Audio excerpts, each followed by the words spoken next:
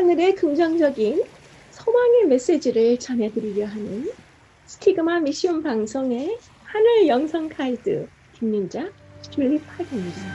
여러분 오늘 행복하고 감사한 하루 되세요. 고맙습니다.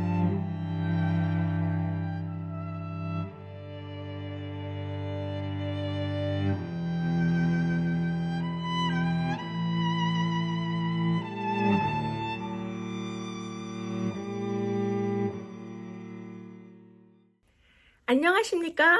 오늘은 제3과 가인과 그의 유산에 대해서 공부하시겠습니다. 더 정확하게 말씀드리면 가인과 그의 죄의 유산에 대한 공부이죠. 창세기 4장과 5장을 주로 범위로 공부하시겠습니다. 1과에서는 창세기 1장과 2장 하나님의 창조에 대해서 다루어 드렸고요. 제2과에서는 창세기 3장 타락에 대해서 지난주에 배우셨습니다. 오늘은 4장과 5장 그리고 6장 맨 앞부분을 다뤄드리는 그런 내용이 되겠습니다. 특별히 오늘 세 번째 교과 제3과에서는 가인과 아벨에 대해서 또 신선한 각도로 특별한 조명을 해드리고요. 아벨을 대신해서 태어난 셋에 대한 그의 그리스도인 삶에 대해서 말씀을 드리고 특별히 또 에녹의 삶에 대해서 마지막 부분에 추가해서 진행해 드리도록 하겠습니다. 오늘은 이제 세 번째 총론 그 마지막 부분과 함께 진행을 해 드리는데요.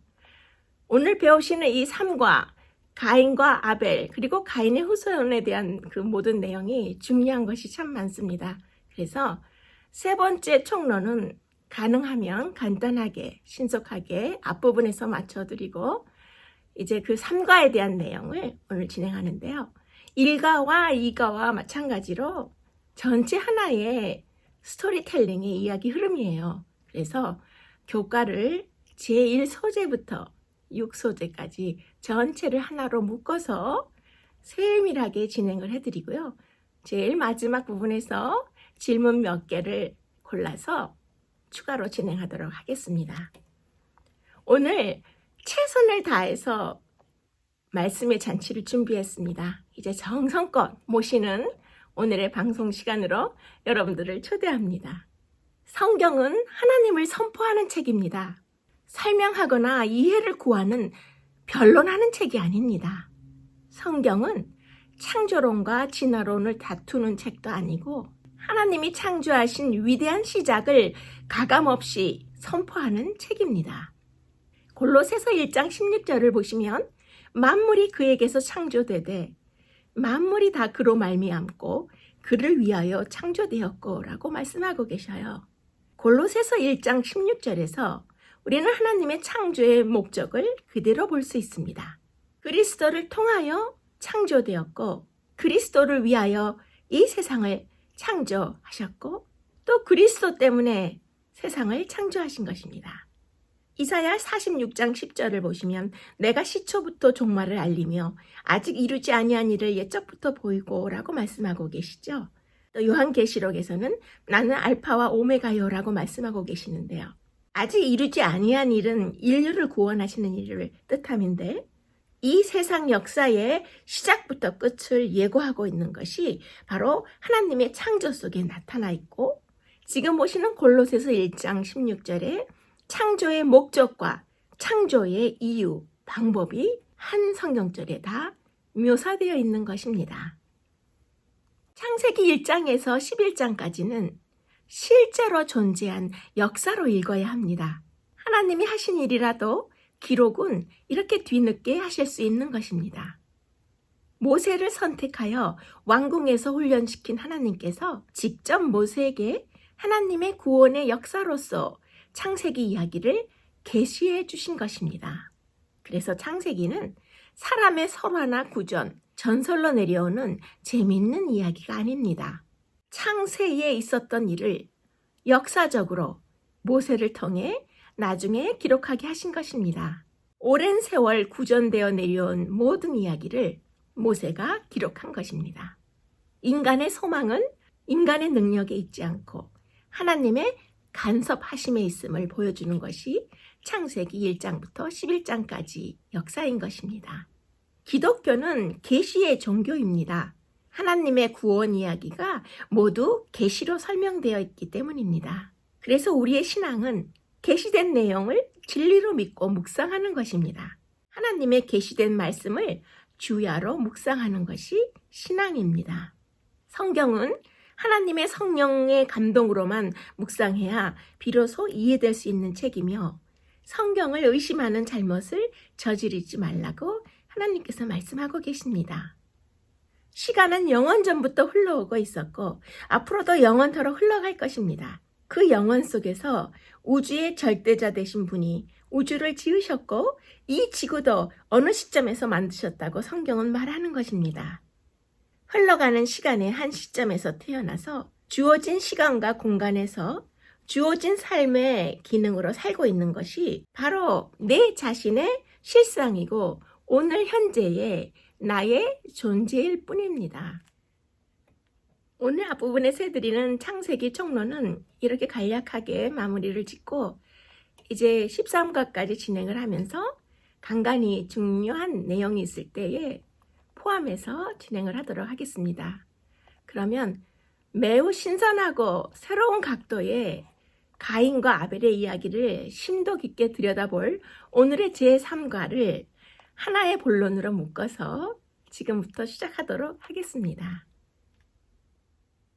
그러면 이제 본론의 내용을 들어가기 전에 죄의 결과가 무엇인지 잠시 먼저 생각하면서 시작하도록 하겠습니다.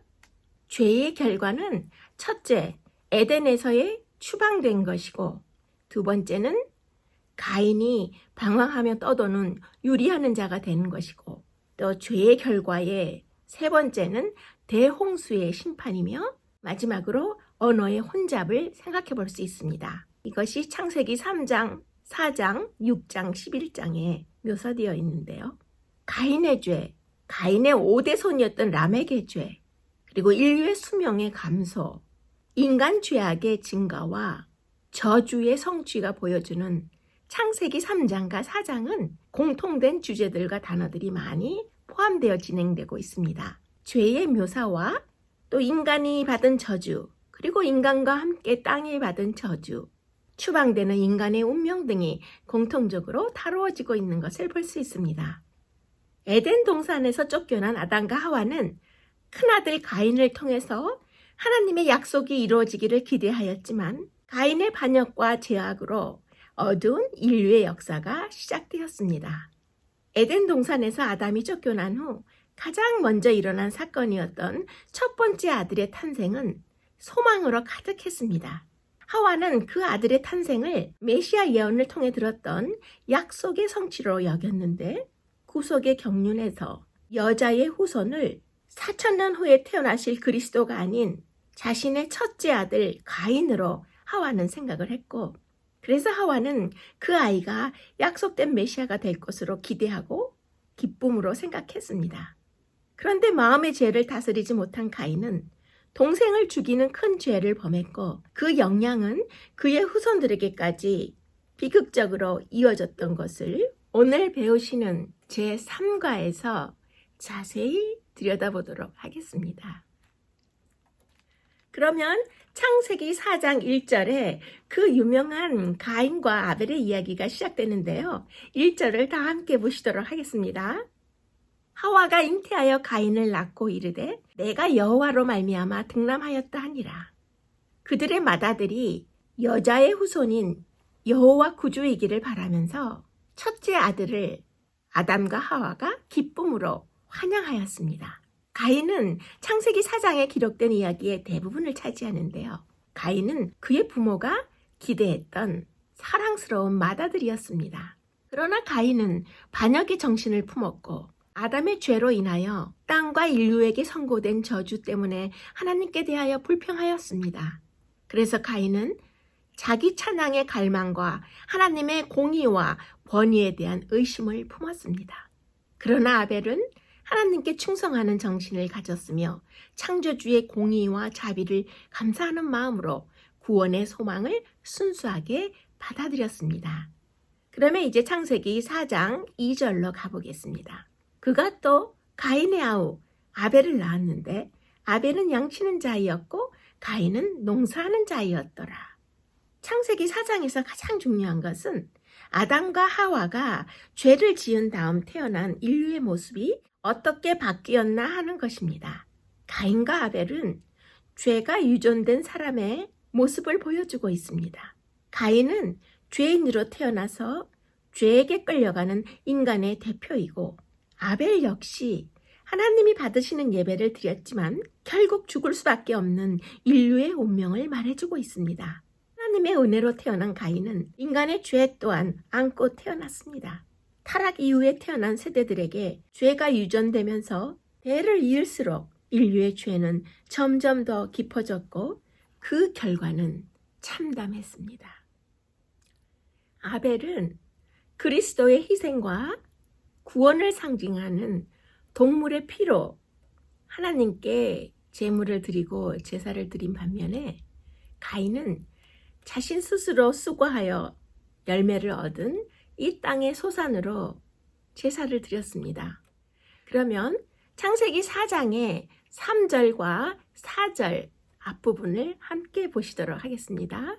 가인은 땅의 소산으로 제물을 삼아 여호와께 드렸고 아벨은 양의 첫 새끼와 그 기름으로 드렸더니 가인은 제단을 쌓고 제물을 가져오는 점에서는 하나님께 순종하였지만 그는 부분적인 순종만을 드렸습니다. 가장 중요한 부분, 즉 그리스도 구속주의 필요성에 대한 인정하는 것을 빼어버린 것입니다. 동생 아벨은 하나님의 어린 양을 예표하는 동물의 피를 그대로 가지고 나왔습니다. 아벨은 자기 자신은 죄인이며 잃어버린 죄인의 영혼임을 고백하였고 그의 유일한 소망은 그리스도의 희생으로 주시는 하나님의 사랑을 받는 것이었습니다. 그래서 아벨은 믿음과 순종을 선택하였고 가인은 불신과 반역을 선택하였습니다. 모든 문제가 여기에 달려 있었던 것입니다. 그럼 이제 히브리서 11장 4절을 보시겠습니다. 믿음으로 아벨은 가인보다 더 나은 제사를 하나님께 드림으로 의로운 자라 하시는 증거를 얻었으니 외관적으로 볼 때 그들의 신앙은 어떤 점까지는 같아 보였습니다. 그러나 가인과 아벨 둘 사이의 믿음의 차이는 컸습니다. 아벨은 구원의 대원칙의 의미를 파악하고 있었는데요. 아벨은 자신이 죄인인 것과 흘려진 피를 통해서 미래의 희생, 즉 그리스도께서 칼바리의 십자가에서 죽으시는 것을 바라보았고 그의 제물이 받으신 바 되었다는 증거를 아벨은 얻은 것입니다. 가인은 약속된 희생과 희생 제물의 필요성에 대해 마음속으로 불평과 불신을 품고 하나님 앞에 나아갔습니다. 피 흘림이 없이는 용서가 있을 수 없었고 가축의 첫 번 태생을 희생 제물로 바침으로써 약속된 속죄로서 그리스도의 피에 대한 믿음을 나타내야 할 것이었습니다. 그러나 가인은 주의 직접적이요 분명한 명령을 무시하고 채소와 과실만을 제물로 드렸습니다. 아벨은 하나님께서 지시하신 방법대로 하나님께 나아가도록 그의 형에게 간청하였지만 동생의 이런 호소와 간청은 가인을 더 단호하게 자신의 뜻을 고집하도록 만들 뿐이었습니다. 오늘날 많은 사람들처럼 가인은 하나님께서 세우신 계획 그대로 따르는 것은 연약함을 인정하는 것이 되고 자기 자신의 구원을 약속된 구세주의 속죄에만 전적으로 의존하는 경륜을 고지고대로 따르는 것은 자기 자신이 연약함을 시인하는 것이 된다고 느꼈습니다. 가인은 자기 의존의 길을 택하였습니다. 그는 자기의 공로를 가지고 나오려고 하였던 것입니다.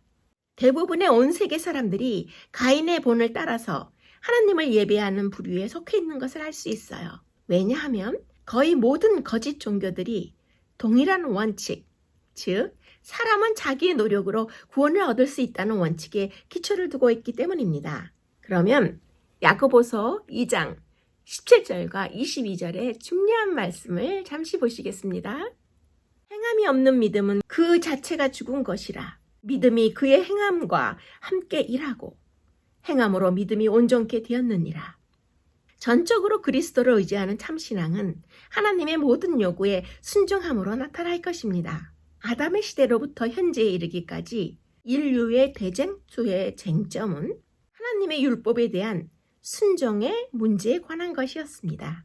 하나님의 율법 중에 어떤 계명은 무시하고 있으면서도 하나님의 은총을 받을 권리가 있다고 주장하는 자들이 어느 시대에나 어느 지역에나 많이 있었습니다. 그러나 성경은 행함으로 믿음이 온전케 되었고 순종의 행위가 없는 믿음은 죽은 것이라 라고 야고보서에서 말씀하고 계시는데요. 하나님을 아노라고 공언하면서 그의 계명을 지키지 아니하는 자는 거짓말하는 자요 진리가 그 속에 있지 아니하다고 요한일서 2장 4절에도 말씀하고 계시는 것입니다. 자, 그러면 이제 도대체 무슨 일이 일어나고 있는지 가인의 범죄 현장으로 함께 가보시도록 하겠습니다. 여호와께서 가인에게 이르시되 내가 분하여 함은 어찌미며 안색이 변함은 어찌미뇨. 가인은 그의 재물이 간압을 받지 못하자 하나님과 아벨에게 분노하였습니다. 선택은 가인 자신에게 달려 있었는데요. 그가 약속된 구주의 공로를 의지하고 하나님의 요구에 순종한다면 그는 그분의 은총을 누릴 것이었지만 고집스럽게 계속해서 불신하고 죄를 짓는다면 하나님께로부터 버림을 받았다 하여 그분께 불평할 하등의 이유가 없는 것이었습니다. 그러나 가인은 자기의 죄를 고백하기는커녕 계속해서 하나님께서 불공평하시다고 불평했으며 아벨에 대하여는 질투와 증오심을 품었던 것입니다.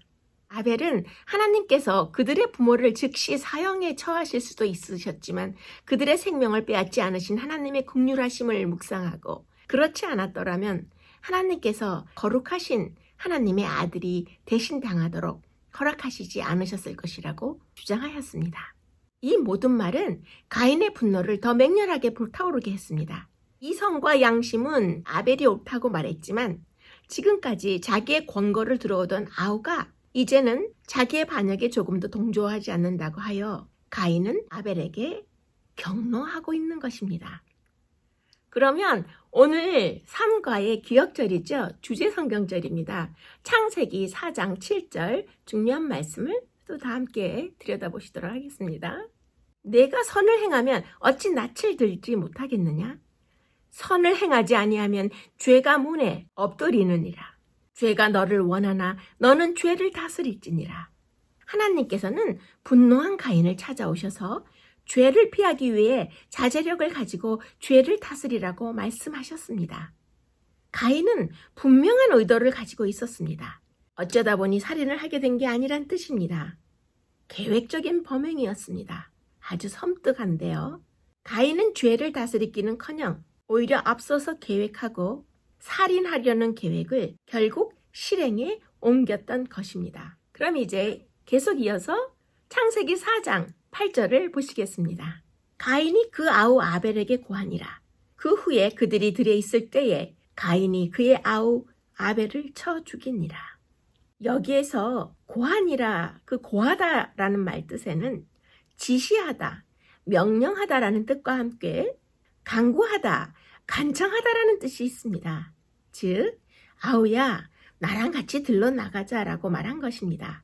대부분 모든 사람들이 가인이 들에서 동생 아벨과 있다가 어쩌다 욱해서 실수로 죽인 것으로 오해합니다만 정확히 말하자면 가인이 미리 계획을 세우고 들러 나가자고 아벨을 꿰어내어 죽인 것입니다. 아담과 하와의 타락이 가져온 결과는 참혹했습니다. 전에 없던 새로운 세대가 나타난 것입니다. 엉터리로 살면서도 하나님 앞에 나와 제사를 드릴 정도로 뻔뻔했으며 얼굴을 붉히며 대들기까지 하는 세대가 등장한 것입니다. 적어도 아담과 하와는 죄를 부끄러워하며 숨기라도 했는데 그들의 자녀 세대는 매사에 당당하기만 했습니다. 하나님을 두려워하지 않고 회개하기는커녕 하나님께 대항하고 하나님께 분풀이하는 더 악한 세대가 태어난 것입니다. 타락 이후부터 인류는 죄의 속성을 타고 태어나기 시작했습니다. 인류 최초의 살인까지 등장하는 것을 보실 수 있는데요. 악으로 치닫는 세상, 바로 지금 우리가 사는 세상이 창조 직후 인류 첫 세대에서 이렇게 시작되었던 것입니다. 그러면 잠시 사무엘상 15장의 말씀을 보시면 좋을 것 같아요. 함께 보시겠습니다. 순종이 제사보다 낫고 듣는 것이 숫 양의 기름보다 나으니. 제물이 아니라 삶을 드려야 좋은 제사라는 뜻입니다. 하나님의 말씀을 청종하고 하나님의 뜻대로 살아가는 것이 올바른 제사입니다. 아벨과 그의 제물, 가인과 그의 제물처럼 제물을 드리는 사람과 제물은 한데 묶여 있습니다. 삶과 제물이 하나라는 뜻입니다. 하나님이 아벨의 삶과 제물을 받으셨지만 가인의 삶과 제물은 받지 않으셨던 것은 가인의 삶을 받으실 수가 없었기 때문이 아니라 가인이 선을 행하지 않았기 때문입니다. 그런데 선을 행한다는 것은 무슨 뜻입니까? 기독교에서의 선은 윤리와 도덕의 문제가 아니라 방향성의 문제입니다. 있어야 할 자리에 있고 가야 할 길을 가는 것이 선한 것입니다. 마땅히 있어야 할 자리에 있지 않고 마땅히 가야 할 길을 가지 않는 것이 악한 것인데요. 그 사이에 중간 지대란 없는 것입니다. 기독교에서의 선함은 윤리나 도덕의 문제가 아닌데요. 그리스도 중심으로 사는가 안 사는가의 문제입니다. 예수 그리스도가 원하시는 삶을 살면 선한 것이고 그리스도가 원하시지 않는 삶을 살면 악한 것이라는 뜻입니다. 그 상황은 똑같아도 무엇을 중심으로 보느냐에 따라 확연히 달라집니다. 마음의 중심에 땅의 것이 있으면 불평이 나오고 하나님의 나라가 있으면 충성이 나오는 것입니다. 하나님, 제가 얼마나 힘든지 아십니까? 제 상황을 아시냐고요? 이렇게 변명하거나 하나님께 보채기 전에 먼저 우리의 마음의 중심이 어디에 있는지 점검해야 하는 것입니다. 중심을 어디에 두느냐, 이것은 끝없는 신앙의 씨름입니다. 죄인인 인간은 중심을 자기 쪽으로 끌어당기는 속성을 가졌습니다. 가인은 자기 중심으로 살았습니다. 죄를 다스리지 못하고 죄에 휘둘려 살았던 것인데 그래놓고 하나님 앞에 제사를 올리면 뭐 하겠습니까? 삶의 방향이 하나님을 향해 있지 않고 하나님이 원하시는 대로 살지도 않는데 하나님의 말씀을 청종하거나 하나님과 관계 맺으려고 하지도 않는데 하나님이 그의 제사를 받으셔야 할 이유가 없는 것입니다. 그러면 이제 요한일서 3장 12절의 말씀을 보시겠습니다. 가인같이 하지 말라. 저는 악한 자에게 속하여 그 아우를 죽였으니 어쩐 연고로 죽였느뇨. 자기 행위는 악하고 그 아우의 행위는 의로움이니라. 가인은 격분하여 그의 동생을 살해했습니다. 가인은 그의 아우를 증오하였고 그래서 그를 죽인 것입니다. 아벨이 무슨 잘못을 범했기 때문이 아니라 자기의 행위는 악하고 그의 아우의 행위는 의로웠기 때문입니다. 그와 같이 각 시대를 통하여 악인들은 그들보다 더 나은 자들을 미워해 왔습니다. 아벨의 살해는 뱀과 여인의 후손, 곧 사단과 그의 부하들과 그리스도와 그분의 추종자들 사이에 있으리라고 하나님께서 선언하신 증오심의 현장입니다. 악한 자의 정신으로 충동을 받은 가인은 그가 아벨을 지배할 수 없다는 것을 보았을 때에 크게 노하여 아우를 살해하였습니다. 하나님의 율법의 의로움을 옹호하는 사람들이 있는 곳에는 어디에나 그들을 증오하는 정신이 나타날 것입니다. 각 시대를 통하여 화형줄을 세우고 장작더미에 불을 붙여서 그리스도의 제자들을 태워 죽인 것은 이와 동일한 정신이었던 것입니다. 살인자 가인은 그의 죄에 대하여 답변하도록 소환되었는데요. 그러면 그 장면을 9절에서 보시도록 하겠습니다. 여호와께서 가인에게 이르시되 내 아우 아벨이 어디 있느냐? 그가 가로되 내가 알지 못하나이다. 내가 내 아우를 지키는 자니이까? 예전에 아담에게 물으셨던 것처럼 하나님은 가인에게 너의 동생 아벨이 어디 있느냐고 물으셨습니다. 또다시 인류의 재판이 시작된 것입니다. 아담은 적어도 자신의 부끄러움을 고백하기라도 했는데 가인은 내가 내 아우를 지키는 자입니까? 라며 오히려 대들고 따졌습니다.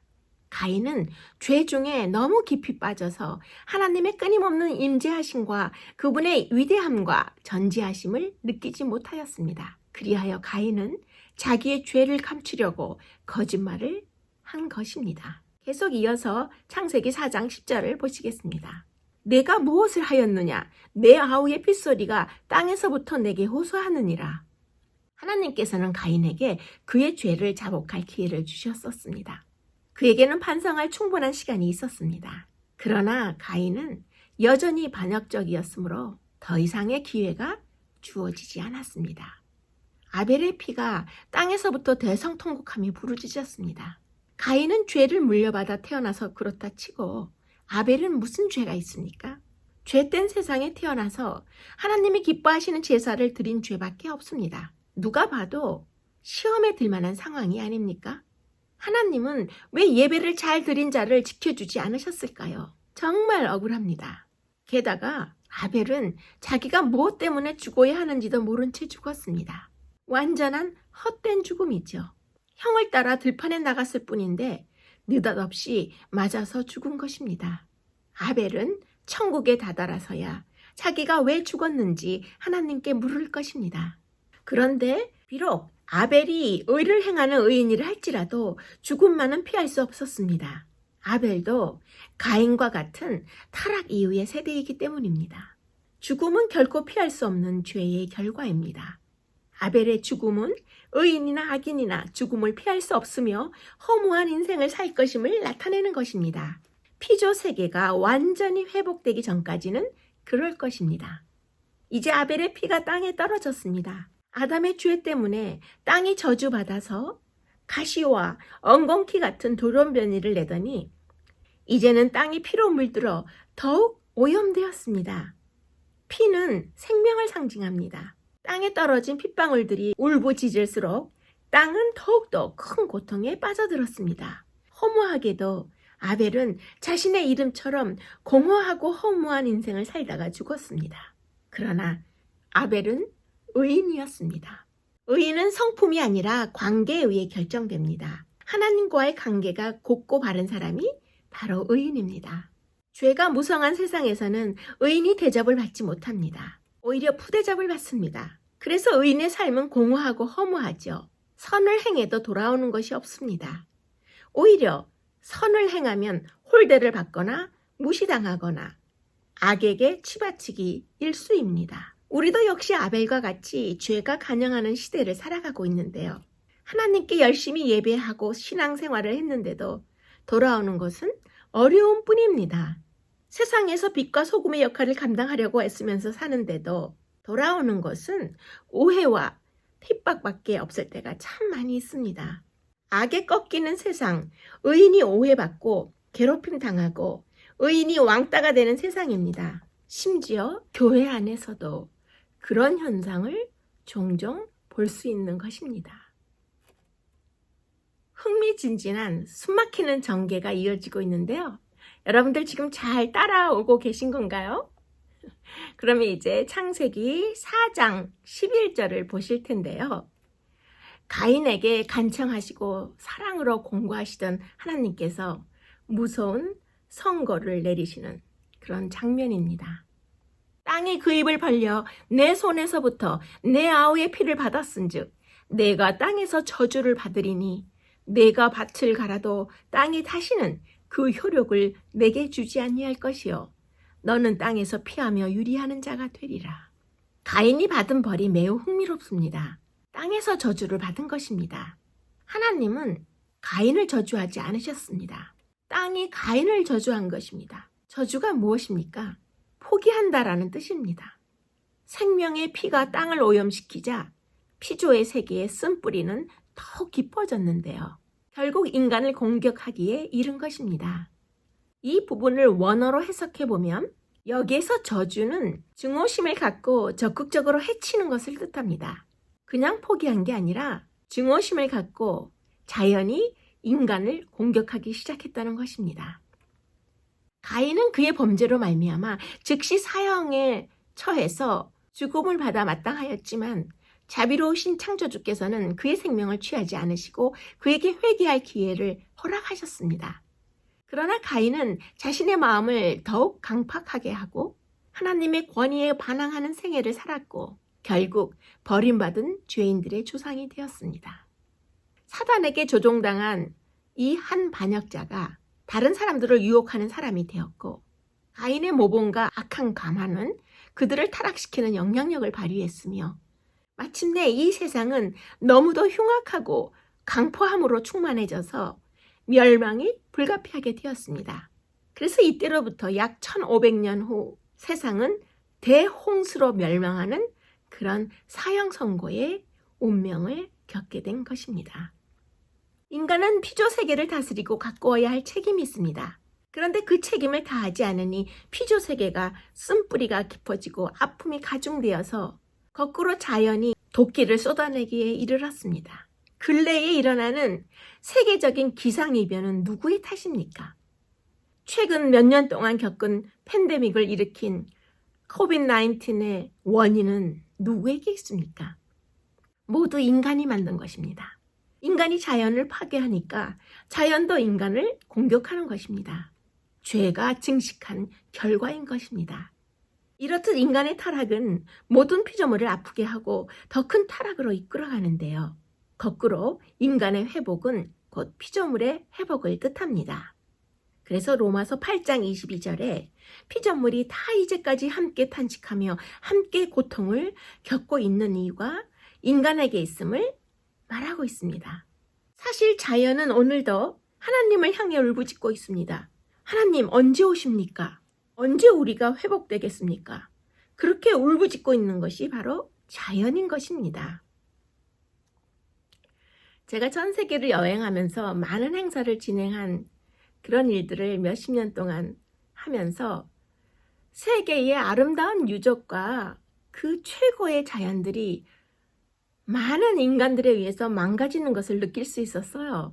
그래서 최근 몇 년 전에는 계속 이렇게 가다가는 이 세상에 무슨 일이 한번 나겠다라는 그런 느낌을 지울 수가 없었습니다. 그러자 코비드-19이 터져서 우리가 2020년부터 이렇게 어려움을 겪고 있는데요. 그러면 이제 창세기 4장 14절 상단의 말씀을 함께 들여다보도록 하겠습니다. 주께서 오늘 이 지면에서 나를 쫓아내시온즉 내가 주의 낯을 배웁지 못하리니. 이 상황에서도 가인은 당돌하게도 자신의 죄의 벌이 너무 무겁다고 하나님께 항소했습니다. 친동생을 죽이고서도 그런 소리가 나오는 것입니다. 죄인은 그렇습니다. 항상 자신의 것만 생각합니다. 오로지 자기의 힘든 것만 생각합니다. 그런데 여기에서 쫓아내다 라는 말은 완전히 인연을 끊는 것을 말합니다. 이로써 가인은 하나님을 떠나서 자신만의 족보를 이루게 되었는데요. 가인은 자신이 앞으로 하나님의 얼굴을 보지 못하리라는 것을 잘 알았습니다. 그래서 히브리어를 직역하면 하나님의 얼굴로부터 숨겨진다라는 뜻이며 매우 두려운 일임을 가인은 알고 있었습니다. 가인은 땅으로부터 두 가지 저주를 받았습니다. 첫 번째 저주는 밭을 갈아도 소득이 없을 것이라는 사실입니다. 헛수고하는 세상이 본격적으로 시작된 것입니다. 결실을 얻지 못하는 헛수고의 시대가 열린 것입니다. 그리고 가인이 받은 두 번째 저주는 땅에서 방황하며 떠도는 인생이 될 것이라는 사실입니다. 불안정한 상태에서 계속 피하며 살아야 한다니 얼마나 슬프겠습니까? 죄를 짓고 떠나는 인간의 상태를 보여주는 것인데요. 하나님을 떠난 자가 어디에서 안정을 찾겠습니까? 그래서 결론은 이 땅에서 슬피 떠돌면서 방황하며 살게 될 것이 가인의 인생이었습니다. 세상 사람들을 보십시오. 뭔가를 계속 찾습니다. 그것은 그들이 불안정하기 때문입니다. 심지어 외계인과 UFO를 찾아다니기도 하고 산에 가서 구판을 벌이기도 합니다. 뭔가 안정을 찾고 싶은 욕망 때문에 그렇습니다. 극단적인 자극을 찾아 스스로 목숨을 끊기 위해 나서기도 하는데요.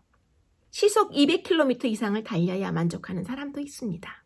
왜 그렇습니까? 안정감을 찾아 모험을 계속하는 것입니다. 그래서 뭔가 계속 느끼고 싶은 것입니다. 그러면 이제 창세기 4장 14절 하단의 말씀을 떠보시겠습니다. 물은 나를 만나는 자가 나를 죽이겠나이다. 가인에게 내려진 벌을 생각해보면 하나님께서 불꽃 같은 눈동자로 보신다는 게 얼마나 감사한 일인지 하나님이 관심을 가져주는 것이 은혜입니다.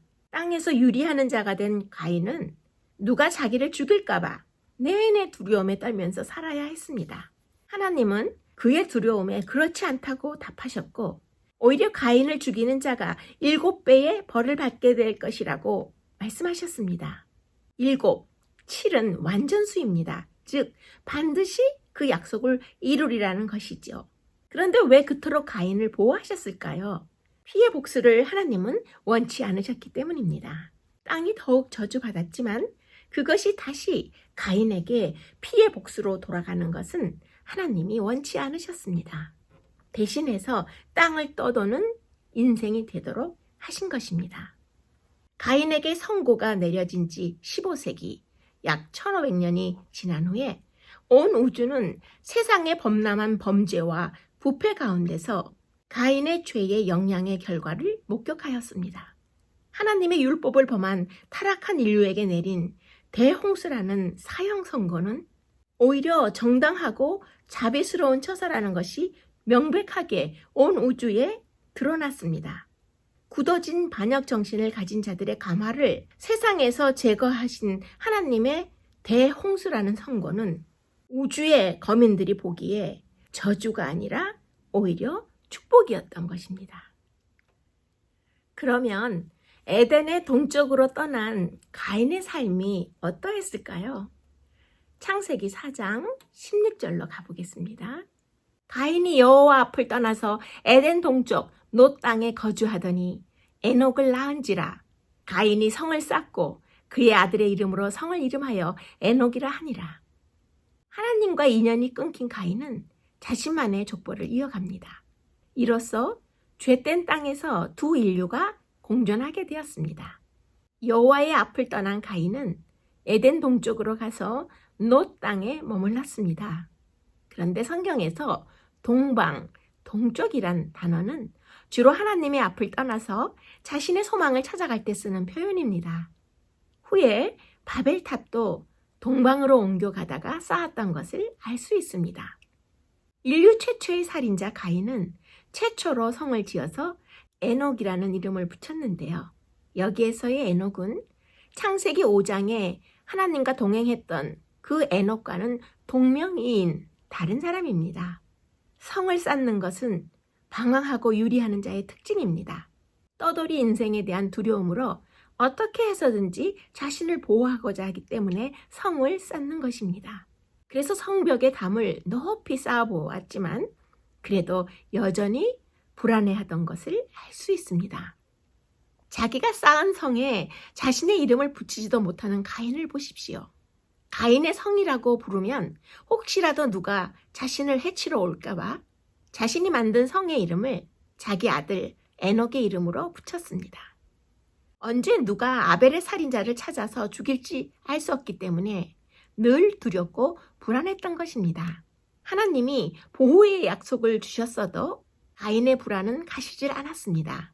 높은 성벽이 더 안전할 것이라고 믿는 것, 이것이 가인의 슬픈 운명이었습니다. 가인의 후예는 성을 쌓고 도시를 만들고 문명을 이끌었습니다. 하나님을 떠났음에도 불구하고 그들이 만들어낸 문화와 문명은 놀라웠고 그들에게서 인재들이 태어나서 위대한 용사가 되고 스타가 되었습니다. 하나님에게 돌아올 이유가 점점 없어진 것이지요. 그런데 진짜 무서운 것은 하나님이 내버려 두시는 것입니다. 하나님 없이 세상에서 잘 나가는 것이 결코 복이 아닙니다. 더욱 무서운 것은 하나님 없이 세상에서 성공하는 것입니다.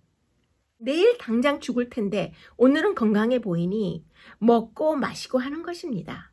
그러다 한순간에 아무 소망 없이 죽는 것, 그것이 가장 불행한 일입니다. 아무리 노력해도 소산을 얻지 못하는 헛수고의 세상, 하나님이 아닌 자기 자신을 중심에 놓는 이기적인 세상, 이것이 가인이 만든 세상입니다. 이로써 하나님 앞을 떠난 가인의 후예와 하나님의 이름을 가진 셋의 후예가 세상에 같이 공존했습니다. 하나님을 떠난 인류의 문명은 하나님 대신에 힘의 논리로 지배했고 불안을 기초로 위대한 문명을 세웠습니다. 자기를 보호해주는 것은 오직 자신뿐이라고 믿었기 때문입니다. 인류의 문명은 끝없이 악으로만 치달았습니다. 가인의 후예는 세상을 악으로 물들여 갔고 하나님의 질서를 서서히 깨뜨려 간 것입니다. 그러면 잠시 가인의 5대손이었던 라멕에 대해서 생각을 해보고 그 후에 아벨을 대신해서 태어난 셋의 삶을 조명해 보도록 하겠습니다. 가인의 아들 에녹이 이랏을 낳고 이랏은 무후야엘을 낳고 무후야엘은 무드사엘을 낳고 무드사엘은 라멕을 낳았더라. 라멕이 두 아내를 맞이하였으니 가인의 5대손 라멕은 그 이름 뜻이 강한 자, 젊은 자라는 뜻입니다. 라멕은 진짜 힘 있는 사람이었을 것입니다. 힘 있는 자 라멕에게는 아내가 2명이나 있었습니다. 하나님이 맺어주신 일부 일처제를 최초로 깨뜨린 사람입니다. 이때부터 이 세상에 일부 이처제가 생겨났는데요. 가정이 깨어진 것입니다. 가인은 자신이 저지른 범죄에 대하여 침묵하는 반면 라멕은 노래를 통해서 자랑하듯이 자신의 범죄를 드러냈고 가인은 하나님의 자비라도 구했지만 라멕은 그렇게 한 기록이 전혀 없습니다. 그러면 창세기 4장 25절을 또 보시겠습니다. 아담이 아들을 낳아 그 이름을 셋이라 하였으니 이는 하나님이 내게 가인이 죽인 아벨 대신에 다른 씨를 주셨다 함이며 아벨이 죽은 뒤에 또다시 아들이 태어났습니다. 아담은 그의 이름을 셋이라고 지었습니다. 하와는 세 번째 아기를 낳는 순간 알았습니다. 가인과는 다른 씨라는 것을 안 것입니다. 하와는 이 아이를 통해서 하나님이 일하시는 역사 속을 들여다본 것입니다. 그러면 이제 창세기 5장 3절을 떠보시겠습니다. 아담이 130세에 자기 모양 곧 자기 형상과 같은 아들을 낳아 이름을 셋이라 하였고 셋은 하나님의 약속의 상속자요 영적 상속권의 아들이 되었습니다. 셋은 가인이나 아벨보다 더욱 고상하였으며 아담의 다른 아들들보다 아담을 훨씬 더 많이 닮았습니다. 셋은 훌륭한 인물이었으며 아벨의 발자취를 따랐지요. 셋은 가인처럼 부모의 타락한 성질을 물려받은 것도 사실이었지만 구속주에 관한 하나님의 의에 대한 교훈을 받아들였습니다. 하나님의 은혜로 하나님을 섬기며 영화롭게 된 것입니다. 셋 족속의 계보를 통해서 메시아가 탄생할 자손이 이어졌는데요. 성경은 셋으로부터 시작해서 메시아의 계보를 기록합니다. 그래서 그 속에는 에녹과 무두셀라도 포함되어 있고 노아로 끝을 맺는 것이 자세히 나오는 것을 알 수 있습니다. 셋도 아들을 낳고 그의 이름을 에노스라 하였으며 그때의 사람들이 비로소 여호와의 이름을 불렀더라. 셋의 후에 에노스가 하나님의 이름을 불렀습니다. 이들을 통해 하나님의 이름을 부르며 찬양하는 일이 계속 이어져 간 것입니다. 아담의 계보를 잇는 셋의 족보는 가인의 족보와는 달랐는데요. 에노스의 뜻은 사람 또는 남자인데 아담이 보편적인 사람이라는 뜻을 가졌듯이 에노스도 비슷한 뜻을 가진 것입니다. 그런데 이것은 무엇을 의미할까요? 아담으로부터 시작된 하나님의 씨가 에노스에게까지 이어지고 있다는 뜻입니다. 여호와의 이름을 불렀다는 것에는 굉장히 중요한 의미가 있는데요. 단순히 소리내어 불렀다는 것이 아니라 하나님과 깊이 만나고 영적인 체험이 있었다는 뜻이기 때문입니다. 가인의 족보는 하나님과의 관계가 끊긴 족보이지만 셋의 족보는 하나님과의 관계가 계속 이어져 내려가는 족보입니다. 사람은 존재하는 그 자체로 영향을 줄 수밖에 없는데요. 우리가 살아가면서 존재하는 모든 곳에서 좋은 영향력이 아니면 나쁜 영향력을 주는 것입니다. 가인의 후예가 화려한 문명을 자랑하는 동안 셋의 후예는 하나님과 함께하는 이야기를 계속 이어갔어요. 아담의 계보를 잇는 인류는 겉보기에는 낳고 죽는 것밖에 한 일이 없는 것처럼 보이지만 그 안에는 하나님과 동행한 이야기가 있는 것입니다. 가인의 문명은 성적 타락과 폭력으로 가정이 깨어지고 힘의 논리가 좌지우지하는 독한 세상을 이룬 반면에 셋의 후예들은 겉보기에 화려하고 웅장한 업적은 없지만 하나님의 이름을 부르는 법을 잘 전수하고 있었습니다. 인구가 증가함에 따라 이 두 부류 사이의 구별이 더욱 현저하게 되었는데요. 한 부류는 하나님께 대한 충성을 주저없이 고백하였고 다른 부류는 하나님을 무시하고 불순종하였습니다. 타락하기 전에 우리의 첫 부모는 에덴에서 제정된 안식일을 지켰고 낙원에서 추방된 후에도 계속 안식일을 잘 지켰습니다. 하나님께 충성해온 아담의 자손들은 모두 안식일을 존중하였습니다. 그러나 가인과 그의 자손들은 하나님께서 쉬신 그날을 존중하지 않았지요. 그들은 여호와의 명백한 명령을 무시하고 노동과 쉬는 날을 그들 나름대로 정한 것입니다. 아벨은 천막이나 오두막에 살면서 양치는 생활을 하였는데 셋의 후손들도 그와 같은 길을 따랐습니다. 그리고 스스로 땅에서는 외국인과 나그네로라 하였으며 하늘에 있는 더 나은 본향을 사모하며 살았습니다. 얼마 동안 이 두 부류의 사람들은 서로 떨어져 살았고 가인의 씨족은 그들의 최초의 정착지에서 퍼져나와서 셋 자손들이 사는 평원과 골짜기에까지 흩어지게 되었습니다. 하나님의 아들들이 사람의 딸들의 아름다움을 보자 셋의 후손들이 가인의 후손의 딸들의 아름다움에 매료되어서 그들과 통혼함으로써 하나님을 불쾌하게 하였는데요. 셋 자손들은 가인의 길로 행하게 되었고 세속적인 번영과 향락에 몰두하고 하나님의 계명을 등한히 하기 시작한 것입니다. 사람들이 마음에 하나님 두기를 싫어하며 그들은 그 생각이 허망하여지며 미련한 마음이 어두워졌던 것입니다. 죄는 치명적인 문둥병처럼 온 세상에 널리 퍼지게 된 것입니다. 많은 사람이 그들 앞에 끊임없이 이르러오는 이러한 유혹에 현혹되어서 죄에 빠졌고 타락한 자들과 섞임으로써 정신과 행동에 있어서 악한 사람들과 비슷하게 된 것입니다. 이렇게 하여 창세기 제3가의 본론의 내용을 모두 마쳤습니다.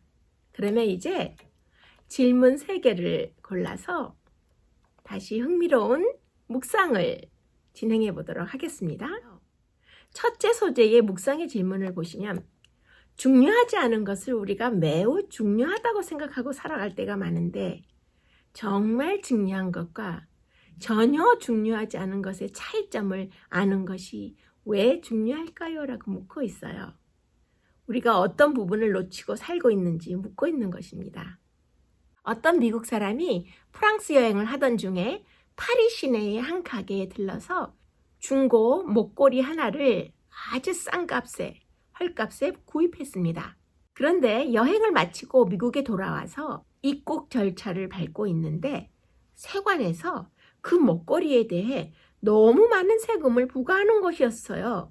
이 싸구려 목걸이의 주인은 어이가 없었습니다. 그래서 그는 보석 감정사에게 목걸이의 감정을 의뢰해 보기로 하고 어느 날 한 보석상에 찾아갔습니다. 그런데 그 보석상 가게는 그 목걸이를 보자마자 25,000불에 사겠다는 제의를 해왔습니다. 호기심을 가지고 이번에는 또 다른 보석상에 들러보았습니다. 그런데 또 다른 보석상에서는 35,000불을 선뜻 주겠다는 것이었어요. 그래서 이 목걸이 주인은 보석 감정사에게 왜 그렇게 목걸이 가치가 큰지 물었습니다. 그러자 감정사는 현미경을 내밀면서 이 목걸이를 한번 보라고 했어요. 그런데 그 목걸이의 뒷면에는 From Napoleon to Josephine이라는 깨알 같은 글씨가 아주 작게 흐리게 새겨져 있었어요. 그 글씨 때문에 이 목걸이는 엄청난 역사의 유물로 값진 물건으로 돌변했던 것입니다. 그 목걸이에 숨겨진 가치는 아무도 알아주지 못해서 싸구려 물건 가게에 놓여 있었지만 이 목걸이는 어마어마한 가치를 가지고 있었고 그제서야 이 목걸이의 가치가 세상에 드러난 것입니다. 오직 너희는 택하신 족속이요 왕같은 제사장들이요 거룩한 나라여 그의 소유된 백성이니 우리 자신이 스스로의 눈에 별 볼 일 없는 사람같이 느껴질 때가 많이 있지만 우리 안에 있는 예수 그리스도로 말미암아 우리가 위대한 사람이 되었다는 사실을 가르쳐주고 있습니다. 이 실화를 생각해 볼 때 우리 자신이 얼마나 값진 존재인지 스스로 그 가치를 느껴야 하는, 그래서 그것이 왜 중요한지를 한번 생각해 보시면 참 좋겠습니다. 첫째 소재의 적용의 질문을 보시면 에덴 동산에서 쫓겨난 아담과 하와가 매우 고달픈 현실 속에서도 하나님께서 주신 약속의 성취를 굳건히 믿으며 살았는데, 어려운 현실을 겪고 있는 마지막 시대에 우리 그리스도인들도 하나님께서 주신 약속의 소망을 아담과 하와처럼 굳건히 지키고 있는가라고 묻고 있어요. 그러면 여기에서 잠시 아담의 마지막 부분의 삶을 생각해 보기로 하겠습니다. 930년 동안 살았던 아담은 거의 1000년 동안 세상 사람들 가운데 살면서 죄의 결과들을 목격했습니다. 자주 아담은 그의 후손들에게 이와 같은 재난을 초래한 죄를 범한 데 대해서 통렬한 비난을 받았고, 아담 자신의 생애는 비탄과 겸손과 통회의 일생이었습니다. 자기의 죄에 대한 심한 가책과 아벨이 죽고 가인이 버림을 받은 이중의 슬픔으로 아담은 큰 고뇌로 기가 꺾였습니다. 아담은 마침내 홍수로 인한 세상의 멸망을 초래할 전 세계의 편만한 부패를 목격하였습니다. 아담은 창조주로부터 창조의 역사를 직접 배웠고 1000년 동안 일어난 사건들을 목격하였으며 후손들에게 그의 지식을 충분히 나눠줄 수 있었습니다. 온 세계는 아담에게서 교훈을 받을 기회가 있었고, 아담이 그의 후손들 가운데 있는 동안에는 하나님의 존재와 최고의 권위, 하나님의 율법에 순종할 의무들을 아담이 직접 사람들에게 잘 전달하고 교육시켰습니다. 그런데 가인의 5대손 람에게 아들들이 축산가의 조상이 되고 음악가의 조상이 되고 대장장이의 조상이 되었습니다.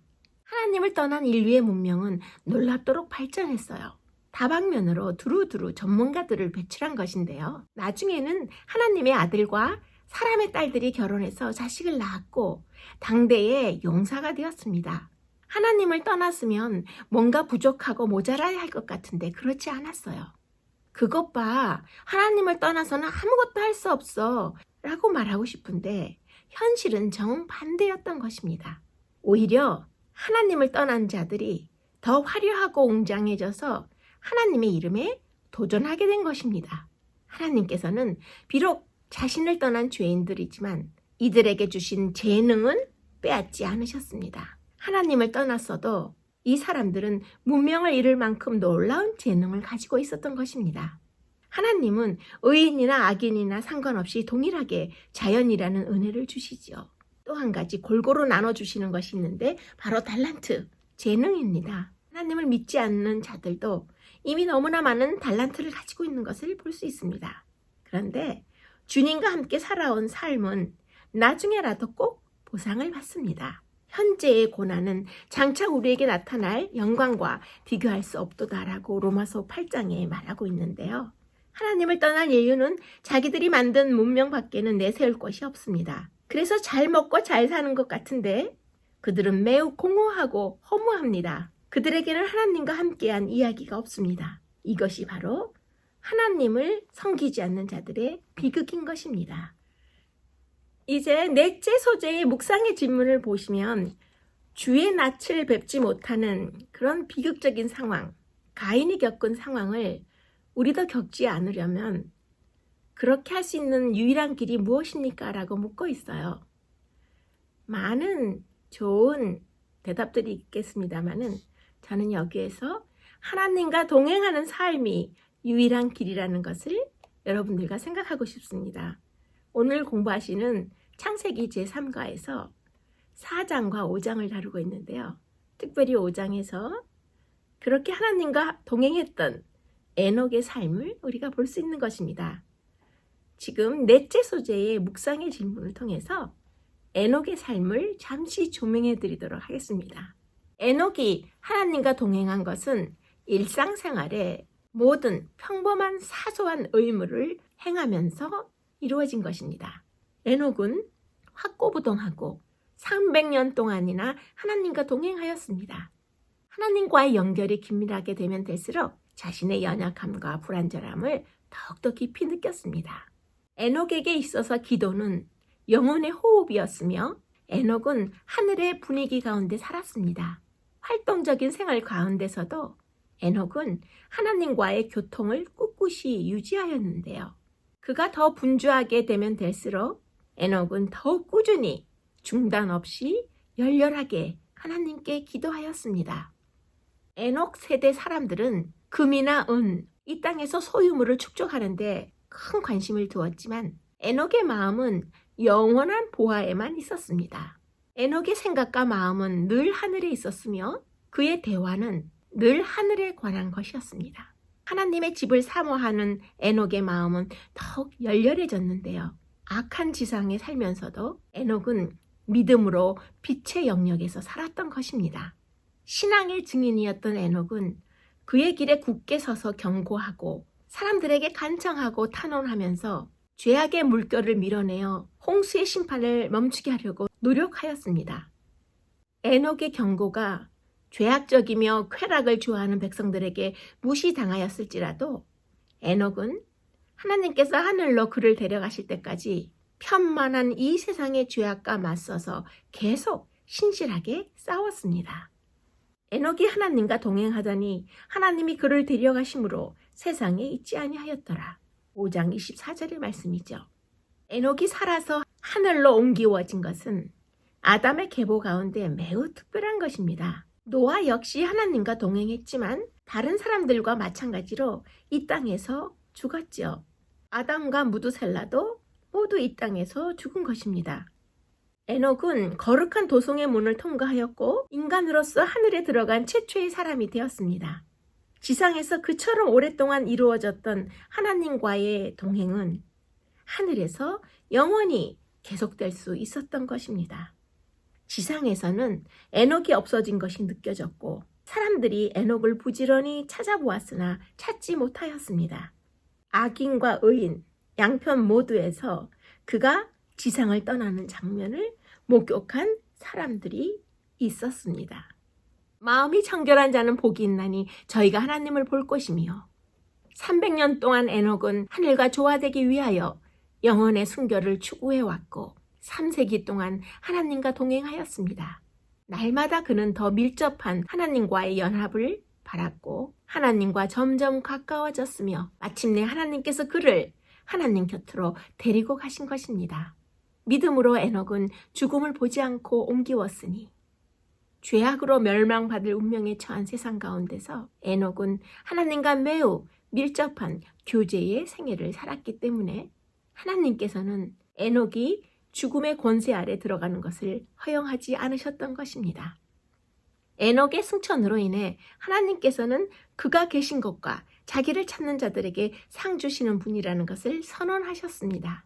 아담을 통하여 죽음이 온 것처럼 약속된 구속주를 통하여 불사불멸의 생명이 이룰 것이라는 소망을 모든 세대의 모든 사람들에게 주신 것입니다.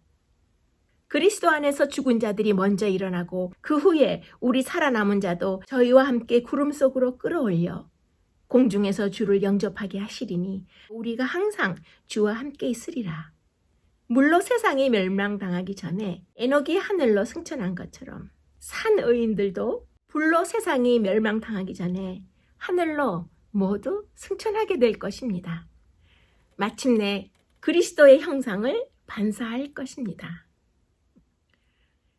좀 더 새로운 각도에서 창세기 4장과 5장을 생각하실 수 있도록 유도해드리며 진행했던 창세기 제3가를 마칠 시간이 되었습니다. 가인과 아벨은 종말 때까지 이 세상에 있을 두 부류의 사람을 대표합니다. 가인이 희생의 피가 없는 제물을 드리고 하나님의 은총을 얻으려고 생각했던 것처럼 가인의 역사는 그리스도를 떠난 모든 사람의 종말이 어떻게 될 것인가를 보여주는 것입니다. 가인과 그의 후손처럼 하나님의 교훈을 저버린 자들은 모두 사단의 편에 가담하여 그리스도와 싸워왔다는 것이 드러날 것입니다. 마지막 날 사탄이 심판을 받고 그와 연합한 자들이 모두 그와 운명을 같이 할 때에 온 우주는 만국의 왕이시여 주의 길이 의롭고 참되시도다라고 선언할 것입니다.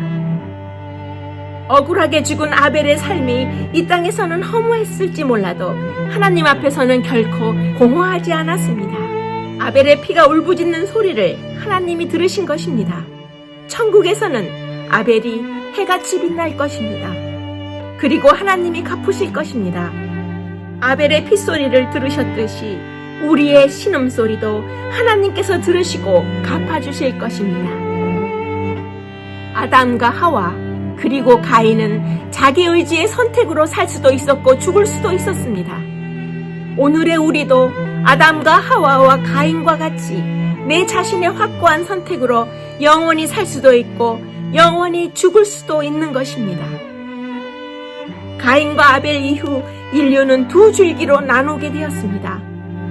지금도 셋의 후예와 가인의 후예가 교차하며 역사는 흘러가고 있습니다.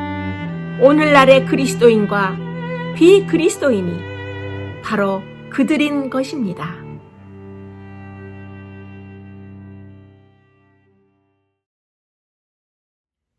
창세기 4장과 5장을 새로운 각도에서 공부하신 제3과의 방송을 이상으로 모두 마치겠습니다. 다음 주에는 홍수에 관한 제4과의 내용으로 여러분을 다시 찾아뵙겠습니다. 감사합니다.